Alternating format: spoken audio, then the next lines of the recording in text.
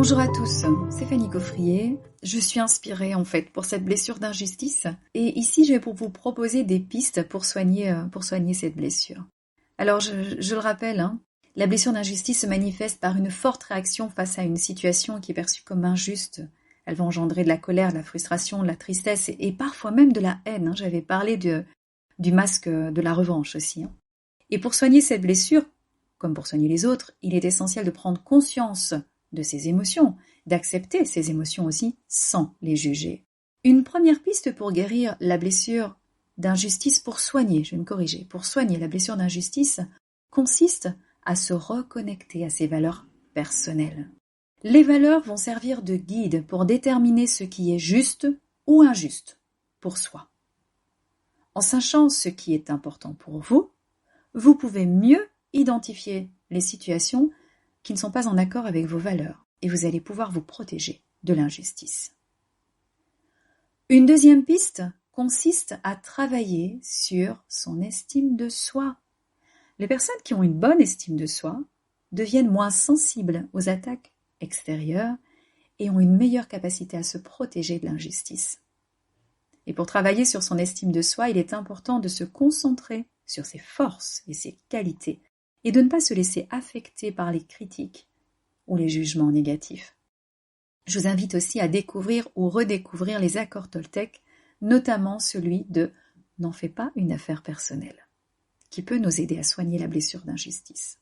Une troisième piste consiste à pratiquer la méditation. J'en ai parlé aussi récemment dans un autre post.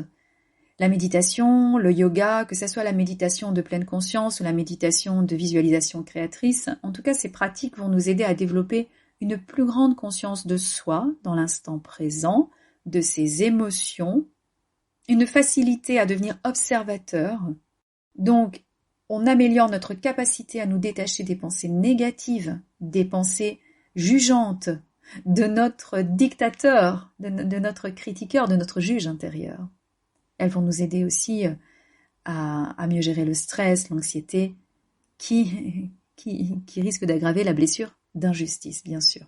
Voilà quelques pistes que vous pouvez déjà envisager pour soigner votre blessure d'injustice.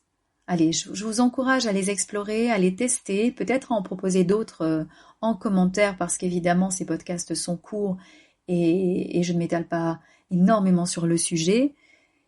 Mais voilà, vos partages sont intéressants, invitent à la réflexion, me donnent de nouvelles idées aussi pour de nouveaux podcasts et puis parfois me permettent de rectifier aussi une information pour laquelle je me dis mais tiens, j'ai pris un raccourci trop grand, là ça ne va pas. Voilà, n'oubliez pas que la guérison est un processus qui demande du temps, de l'effort, c'est pour ça que je préfère parler de soins. Les résultats sont visibles à un moment donné. Oui, prenez le temps de vérifier en fait où vous en êtes. Encouragez-vous vous-même, ça va booster votre estime de vous. Voilà, à bientôt pour un nouveau podcast, certainement encore sur la blessure d'injustice parce que je n'ai pas fini d'en parler. Merci de m'avoir écouté.